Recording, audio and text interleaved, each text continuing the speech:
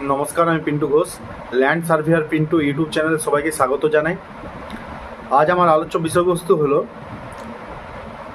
একটা জমির রেকর্ড আপনার নামে আছে, দখল আপনার আছে, কিন্তু কোনো ধরনের দলিল আপনার কাছে নেই। তাহলে কি আপনি জমির মালিকানা পাবেন? আবার কোনো ক্ষেত্রে দেখা গেল জায়গাটার ডিড বা রেকর্ড কোনোটাই আপনার কাছে নেই, কিন্তু দীর্ঘ 12-15 বছর আপনি জায়গাটা দখলে আছেন। তাহলে সেক্ষেত্রে কি দখলের ভিত্তিতে শুধুমাত্র আপনি জায়গার মালিকানা দাবি করতে পারেন? সেটা নিয়ে আজ আমাদের আলোচ্য বিষয়বস্তু। প্রথমে বলে রাখি, কোনো একটা জায়গার পুরোপুরিভাবে লিগেল মালিকানা দাবি করতে গেলে দুটো ডকুমেন্টস এবং দখল। প্রথমত হলো ডিড, তাতে সেটা সেল ডিড হোক বা গিফট ডিড হোক, যে কোনো একটা ডিড আপনার কাছে থাকতে হবে। তার পাশাপাশি আপনার কাছে আপনার নামে রেকর্ড থাকতে হবে, অর্থাৎ আপনার কাছে একটা ROR কপি বা যেটাকে পর্চা বলা হয় সেটা থাকতে হবে। তার পাশাপাশি আপনাকে জায়গাটা দখলে থাকতে হবে। এবার কোনো কোনো ক্ষেত্রে দেখা যায় আপনি কোনো একটা কর্মসূত্রে বাইরে বসবাস করছেন, আপনার আধার কার্ড, ভোটার কার্ড বা আপনার আধার কার্ড কর্মসূত্রে বাইরে ট্রান্সফার করে নিয়েছেন, এবং কোনো একজন ব্যক্তি, তাতে সেটা আপনার কোনো পিতৃবর্গের বা আপনার মাতৃবর্গের কোনো ওয়ারিশ হোক, যে আপনার খুব ক্লোজ রিলেটিভ, নিকটাত্মীয়, যদি এরকম হয়ে থাকে এবং তিনি যদি দখলে থাকেন এবং পরবর্তীকালে গিয়ে আপনি দেখেন সেই জায়গাটা উনি দখলে রেখেছেন, সেক্ষেত্রে উনি কি মালিকানা দাবি করতে পারবেন? এটা কখনোই পসিবল নয়। কারণ যদি কোনো একজন ব্যক্তি কোনো একটা জায়গা অকুপাই করে রাখে বা দখল করে রাখে, সেই জায়গা তাকে মালিকানা প্রমাণ করতে গেলে তাকে অবশ্যই একটা ডিড দেখাতে হবে বা রেকর্ডটা দেখাতে হবে। বা রেকর্ডটা কেন বললাম?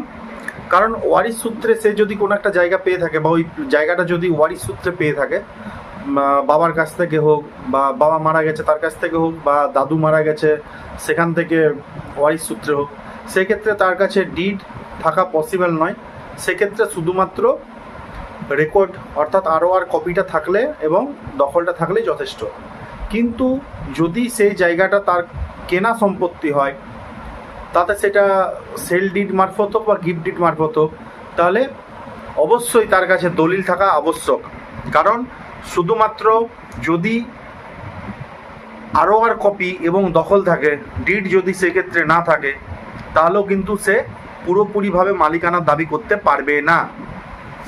যদি তার ক্ষেত্রে দলিল কোনো কারণবশত হারিয়ে যায়, সেক্ষেত্রে রেজিস্ট্রি অফিসে গিয়ে যোগাযোগ করলেও দলিল বের করে আনা পসিবল হয়। কিন্তু কোনো কারণবশত যদি দেখা যায় আপনি জায়গাটা দখলে আছেন, রেকর্ডও আপনার নামে আছে, কিন্তু কোনো একজন ভিন্ন ব্যক্তি এসে ডিড দেখায় এবং সেই জায়গাটা দাবি করে, সেক্ষেত্রে আপনি যদি বলেন সেই জায়গাটা জাল দলিল, যেহেতু আমি দখলে আছি, রেকর্ড আমার নামে আছে, আপনার ধারণা ভুল।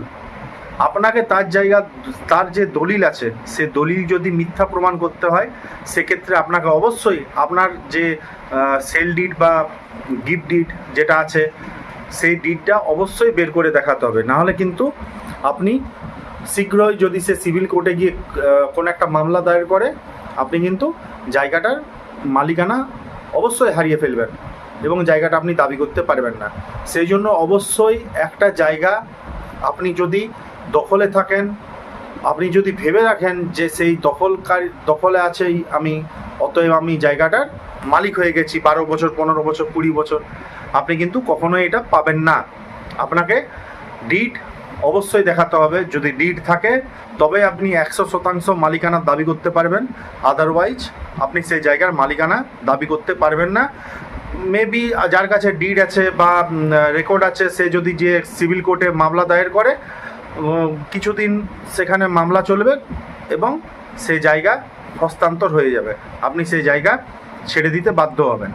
সেজন্য কোনো একটা জায়গা দাবি করার জন্য যেসব ব্যক্তিদের কাছে কোনো লিগ্যাল ডকুমেন্টস নেই, তারা অবশ্যই ডকুমেন্টসগুলো সময় থাকতে কালেক্ট করে রাখবেন।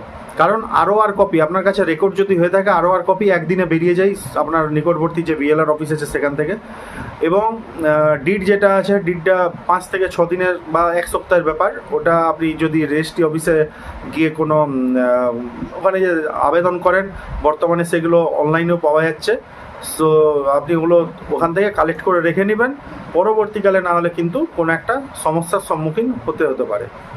যাই হোক, ধন্যবাদ।